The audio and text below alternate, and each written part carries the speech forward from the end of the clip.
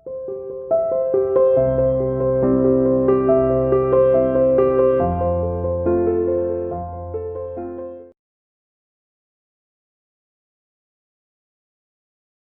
again, beta, we will continue our chapter 5th, when people rebel, 1857 and after. हम इस chapter में बात करने वाले हैं कब, जब उस पीरियड की 1857 और उसके बाद में जब भारत के अंदर ब्रिटिश ईस्ट इंडिया कंपनी के शासन के विरुद्ध एक म्यूटनी, एक संगठित विद्रोह हुआ, क्रांति हुई। एक ऐसी क्रांति, ये फर्स्ट हथियारों के साथ में एक विद्रोह था जब हम ब्रिटिशर्स को भारत से बाहर वापस भगाने की बात कर रहे थे। किस तरह से इस तरह की परिस्थितियां बनी देश में, उसके बारे में हम जानेंगे। हमने इससे पहले बात किया, जो इससे पहले टॉपिक में हमने बात किया था कि कैसे नवाब, how the nawab loses power, ठीक है ना। डॉक्ट्रिन ऑफ लैप्स के बारे में बात की थी, ठीक है ना। कैसे एक लैप्स की नीति को अपनाते हुए जो रूलर्स थे उस पीरियड में, भारत के रूलर्स थे, किंगडम्स थी, उनसे सत्ता छीन ली गई, उनके शासन को अपने शासन में अंग्रेजों द्वारा मिला दिया। फिर हमने सिपाहीज के बारे में बात की कि जो सोल्जर्स जिन्होंने ब्रिटिश ईस्ट इंडिया कंपनी को ज्वाइन किया था वो कैसे तंग थे, उनकी सैलरी, वेजेस बहुत कम थे, साथ ही उनसे काम ज़्यादा लिया जाता था।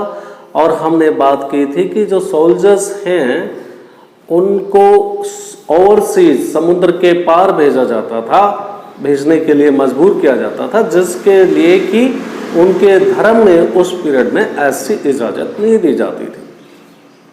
फिर उसके बाद हमने बात की कि बेटा रेस्पॉन्स टू द रिफॉर्म्स, कि भारत के अंदर जो सुधार भी कुछ करने की तरफ the Britishers were taking initiative, ठीक है ना। कौन से सुधार? सती प्रथा के अगेंस्ट में कानून बना रहे थे कि भाई कोई भी अगर एक मेल मर जाता है तो उसकी वाइफ उसके साथ में आत्मदाह कर लेती थी, उसे सती प्रथा कहते थे। तो इसके अगेंस्ट में कानून बनाए उन्होंने। रीमैरेजेस ऑफ द विडोज के लिए कानून बनाए। भारत के अंदर इनको डायरेक्टली हमने अपने कल्चर, ट्रेडिशन, संस्कृति के अंदर direct interfere of the Britishers समझा और हम इन चीज़ों से नाराज हुए। कहने का मतलब हम आज बात कर रहे हैं वो कौन कौन से कारण थे, तात्कालिक कारण, इमीडिएट कॉजेस और लॉन्ग रन में, जिसकी वजह से 1857 में हमारे देश के अंदर अंग्रेजों के विरुद्ध, ब्रिटिश ईस्ट इंडिया कंपनी के विरुद्ध एक क्रांति खड़ी हो गई। इसी को आगे लेते हुए आज के टॉपिक में हम बात करने वाले हैं। तो through the eyes of the people हम समझना चाहेंगे लोगों से हर एक वर्ग के अंदर, ठीक है ना, हर एक वर्ग, every section of the society were oppressed somehow by the policy of the Britishers, ठीक है ना। जो ब्रिटिशर्स की पॉलिसी से थे वो ऐसी दमनकारी थी, सब लोग परेशान थे।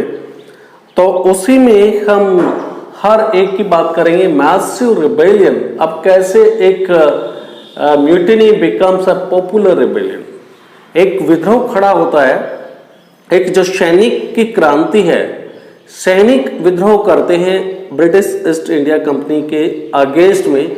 और ये सैनिक का विद्रोह कैसे, एक सैनिक की म्यूटनी ये कैसे एक क्रांति का रूप ले लेती है पूरे भारत में, भारतवर्ष में ब्रिटिशर्स के अगेंस्ट में। चाहे तो पुराने रूलर्स की बात करो, सब लोग तो परेशान थे ब्रिटिशर्स से, ठीक है ना, वो सब परेशान हुए। हम बात करेंगे कैसे जो सोल्जर्स थे उनकी परेशानी थी और उनको कैसे उनके धर्म के विरुद्ध काम कराया जा रहा था, चाहे वो चर्बी वाले कारतूस की भी बात करेंगे, ठीक है ना। उसको लेकर एक विद्रोह खड़ा हुआ, मंगल पांडे को फांसी दे दी गई, उन्होंने अपने ऑफिसर्स को मार दिया था, वो भी बात करेंगे। और इसके बाद में बात होगी कि ये मेरठ का जो विद्रोह मेरठ में शुरू हुआ कैसे पूरे देश में फैलता गया और इस विद्रोह के दिल्ली तक पहुंच जाने पे बहादुर शाह जफर को भी सैनिकों के विद्रोह ने दिल्ली जाकर, बहादुर शाह जफर जो कि लास्ट मुगल शासक डिक्लेयर कर दिया गया था ब्रिटिशर्स के द्वारा कि इसके बाद में कोई शासक नहीं होगा, कोई किंग नहीं होगा, कि इन मुगल शासक के उत्तराधिकारी सब प्रिंसेस कहलाएंगे, प्रिंस कहलाएंगे, राइट। तो कैसे जो सोल्जर्स हैं वो दिल्ली में जाते हैं और लाल किला जहां पर बहादुर शाह जफर रह रहे थे उनको मजबूर करते हैं कि इस विद्रोह की नेतृत्व आपको संभालना होगा।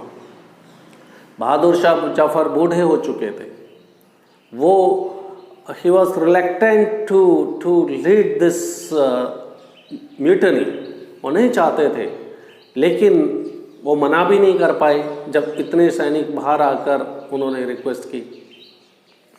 तो ये सब कुछ आज के इस टॉपिक में बात करने वाले हैं, ठीक है।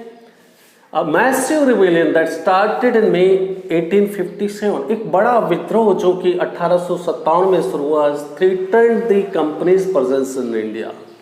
इसने अपने आप में कंपनी के अस्तित्व को, भारत में एक अस्तित्व के लिए, कंपनी के लिए खतरा देखा गया कि कंपनी को अब लगने लगा था कि भाई अब गए, अब भारत को छोड़ना ही पड़ेगा। The situation which was prevailing at that time इस तरह की बनी हुई थी, ठीक है ना। Sipahis mutinied in several places beginning from the Meerut. वो म्यूटिनी, सिपाहियों का वो विद्रोह जिसकी शुरुआत मेरठ में हुई थी, वो बहुत सारे स्थानों पर, चाहे बैरकपुर की बात करें, कोलकाता की बात करें, और अलग अलग जगह के ऊपर ये म्यूटिनी फैलती गई जैसे आग फैलती है। A large number of the people from the different sections of the society rose up in the rebellion। बहुत सारे लोग, ये म्यूटनी जो स्टार्ट हुई थी सैनिकों की, इसके अंदर large number of the other sections were also taking participation actively, right। बहुत सारे लोग अलग अलग से इस विद्रोह के अंदर सब लोगों ने अपनी आहुति दे दी कि भाई मैं भी शामिल हूँ, मैं भी शामिल हूँ। यानी कि अंग्रेजों से सब लोग परेशान थे, and this was the opportunity which everybody want to utilise to evict, ठीक है ना, to evict the British East India Company from India. अब हम बात करते हैं फ्रॉम ये कैसे विद्रोह जो मेरठ में स्टार्ट हुआ और दिल्ली तक पहुंच जाता है। ऑन 29 मार्च अ यंग 1857 की बात करें, on 29 March a young soldier Mangal Pandey के ऊपर तो एक पिक्चर बनी है और आपने जरूर देखी होगी, देखना चाहिए था, अगर नहीं देखी तो देख लेना। तो Mangal Pandey was hanged to death for attacking his officer in Barrackpore. अब मंगल पांडे जो कि एक सैनिक है, उनको 29 मार्च को फांसी की सज़ा दे दी जाती है। उनका कसूर, उनका अपराध इतना ही था कि उन्होंने अपने ही ऑफिसर का, जो ब्रिटिश ईस्ट इंडिया कंपनी के थे, उनको शूट कर दिया। करना भी चाहिए था, ठीक है ना। तो ये बैरकपुर की incident, it was the incident of the Barrackpore, and Barrackpore is somehow very close to the Kolkata, right. तो कोलकाता में ये इंसिडेंट हुआ, कोलकाता के पास बैरकपुर में। Some days later some sipahis of the regiment at Meerut refuse to do the army drill.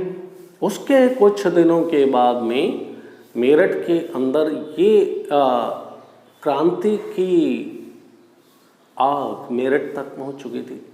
अब मेरठ में क्या हुआ, मेरठ के अंदर रेजिमेंट के कुछ जो सोल्जर्स सिपाही हैं, उन्होंने वो कैट्रिज, चर्बी वाले कारतूस के साथ में ड्रिल करने से मना कर दिया, जिसमें उनको लगता था कि भाई इसमें काव और पिग की फैट्स का इस्तेमाल किया गया, काव और सूअर की चर्बी का।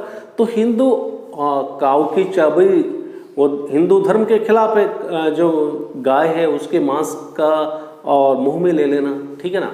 गाय का मांस हिंदू नहीं खाते, वही सूअर का मांस मुस्लिम नहीं खाते, और उनको they were suspecting that the fat involved in this cartridges, ठीक है ना, वो जो फैट्स हैं suspected of being coated with the fats of cow and the pigs. Right. तो उनके धर्म को भ्रष्ट करने की कोशिश की गई, ऐसा अपने सोल्जर्स का सोचना था। अब ये सोल्जर्स जिन्होंने ड्रिल करने के लिए मना कर दिया, 9 मई 1857 को ऐसे 1857 को ऐसे 85 सोल्जर्स को दे वर डिसमिस्ड फ्रॉम द सर्विस, ठीक है ना, उनको सर्विस से निकाल दिया गया ब्रिटिशर्स के द्वारा। वो ब्रिटिश ईस्ट इंडिया कंपनी की सेना के अंदर थे, भारतीय सैनिक थे, उनको निकाल दिया गया and sentence to 10 years of jail for disobeying their officers, और 10 साल की कारागार की सजा सुना दी गई उनको। 10 साल वो जेल में अपनी चक्कियां पीसेंगे। ब्रिटिशर्स बड़े भयानक पनिशमेंट देते थे भारतीयों को। 10 साल की सजा बहुत बड़ी सजा होती है। दूसरे जो उनके साथी सैनिक थे उनको नागवार गुजरा। और दूसरे सैनिक क्या निर्णय लेते हैं, कैसे वो उनको छुड़ाते हैं, ठीक है ना। ऑन 10 मई को ही ये सब कार्य कर देते हैं। 9 मई को उनको जेल में डाल दिया जाता है 10 साल की जेल के लिए। 10 मई को सोल्जर्स जेल की तरफ जाते हैं मेरठ में एंड रिलीज द इम्प्रिजन्ड सिपाहीज, और उनको जेल में से छुड़ाते हैं जो जेल के अंदर बंद कर दिए गए थे।